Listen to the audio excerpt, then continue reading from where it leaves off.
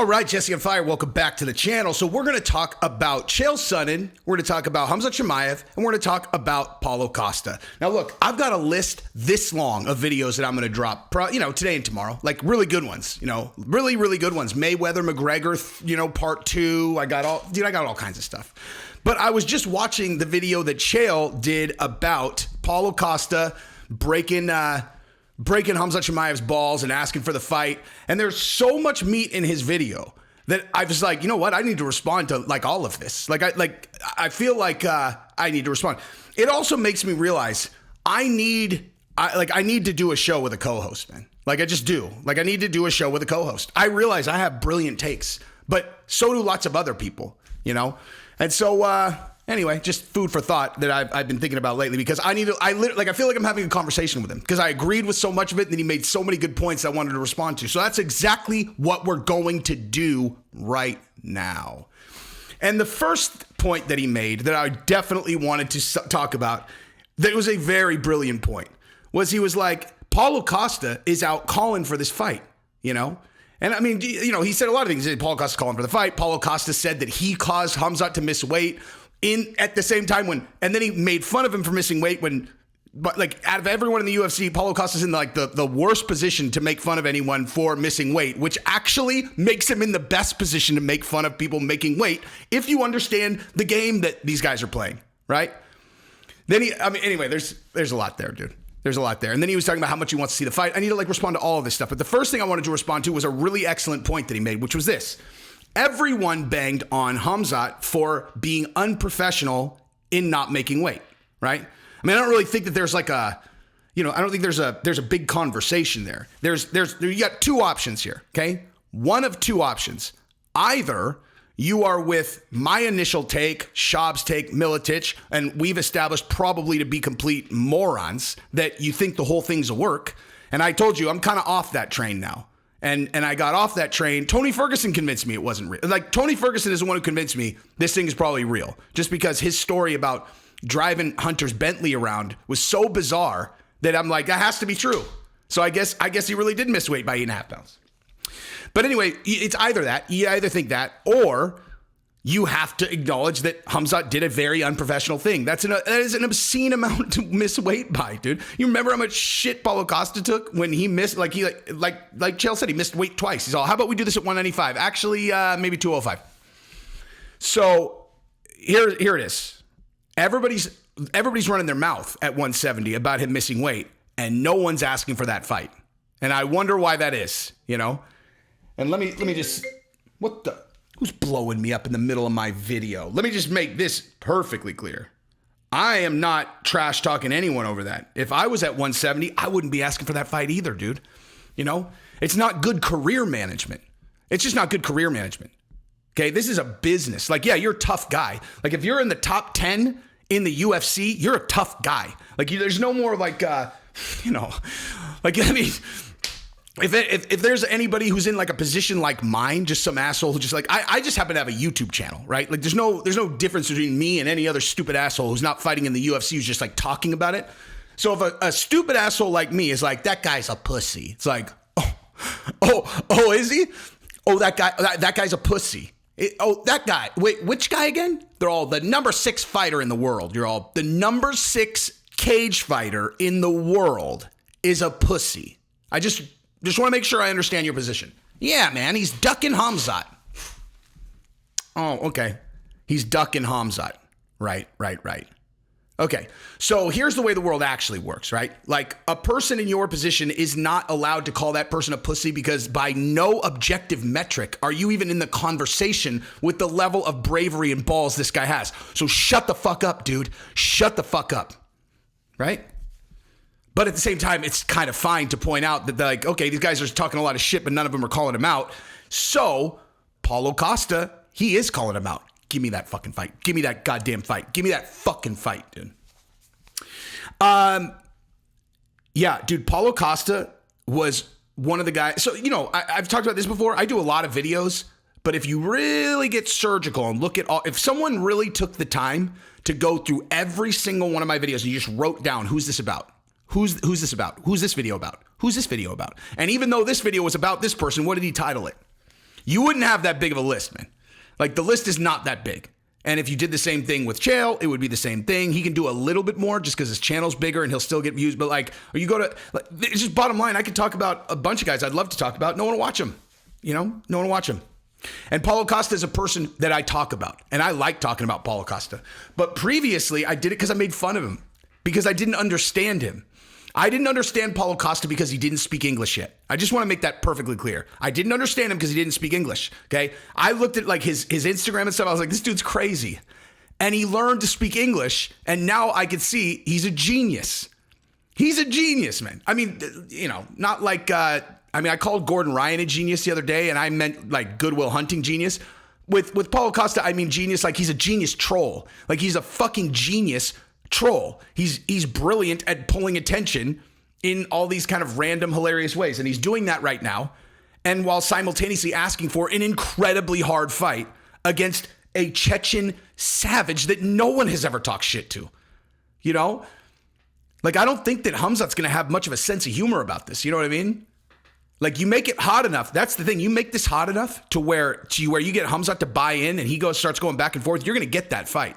Like, you're going to get that fight because I think Khamzat is so crazy. Like, Dana respects, you know, Dana and the matchmakers. I mean, listen, I'm speculating. Chael would have a lot more insight on this than I would. But just from my ability to kind of read people, here's what I would hypothesize, right? Like, Dana and them are, of course, matchmaking for big fights. And Khamzat is certainly one of those guys that you have to be incredibly careful with. And that might be the reason we don't get this fight. And I'll talk about that in a second. But also, he respects Warrior Code, dude. Like, these guys respect, if these guys are like, I'm not fighting anyone until I fight that fucking guy. And he's looking him dead in the eye. He's like, no, I'm fighting that fucking guy. That's going to be very compelling for them to make the fight. Because Dana loves that shit, you know? I'm hypothesizing, but I think I'm pretty on safe ground that Dana loves that shit.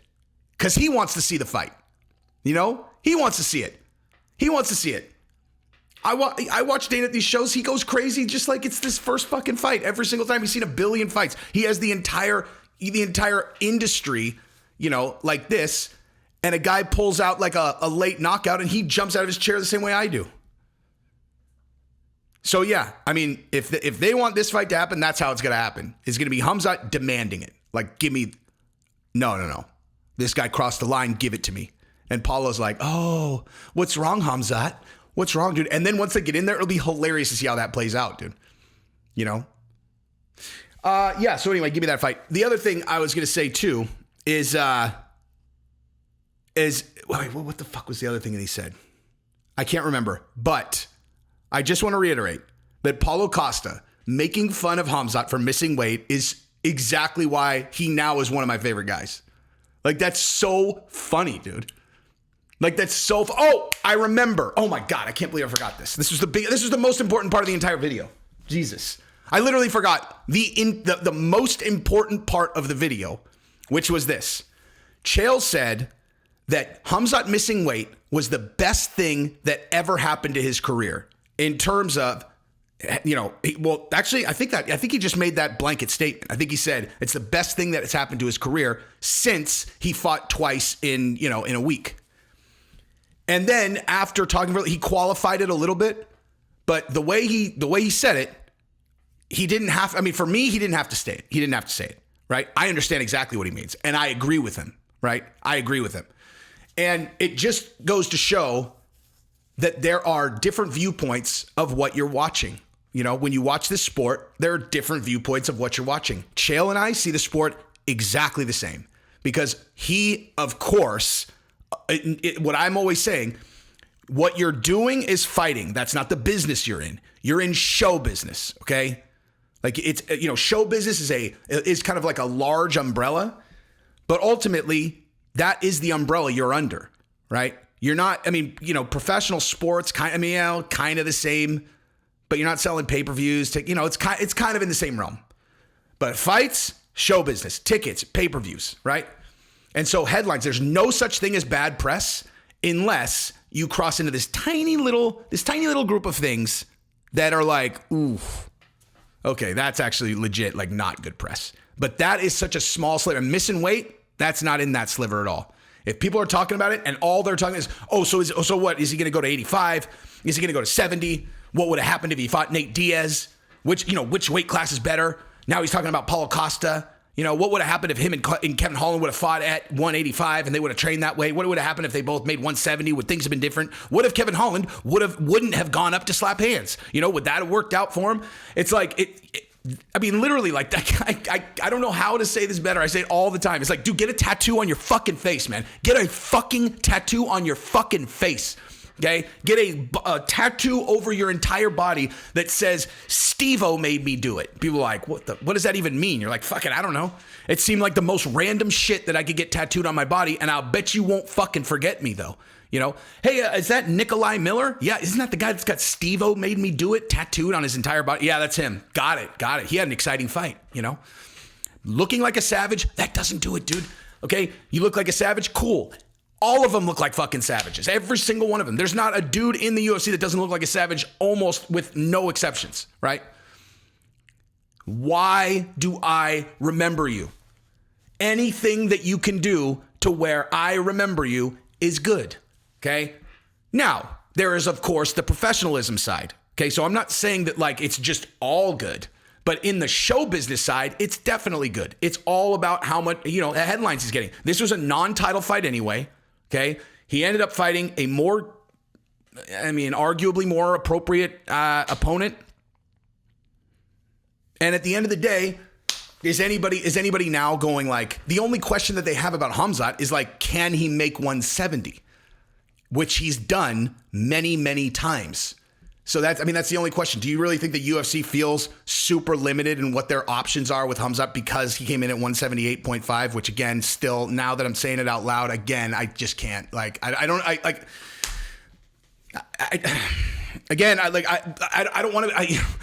want in the fucking lunatic group. I really don't. And I certainly, dove headfirst into I'm a lunatic that definitely thinks this is probably a work right out of the gate. I made 3 fucking videos about it because I was like, what?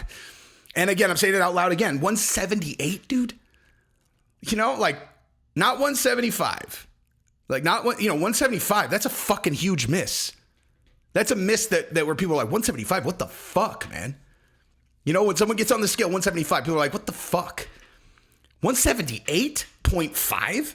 Fucking a half a pound off 179? Again, it's just like I don't understand how anyone, at the very least, thinks that people who entertained that maybe it was a work are like totally crazy. Because it's so weird. It's just so weird. I saw him out eating the night before. It's like, all right. Like I said, Tony Ferguson convinced me that it's real because of that story about the Bentley with Hunter Campbell, or at the very least that they went into it without Tony knowing, which seems impossible. Why? They're not going to do that without knowing they've got an opponent for fucking Nate. So like, anyway, I don't know. I'm not saying, sorry, I'm just thinking out loud here. Anyway, that's probably enough. Love you guys. I got a lot more videos to do. Peace.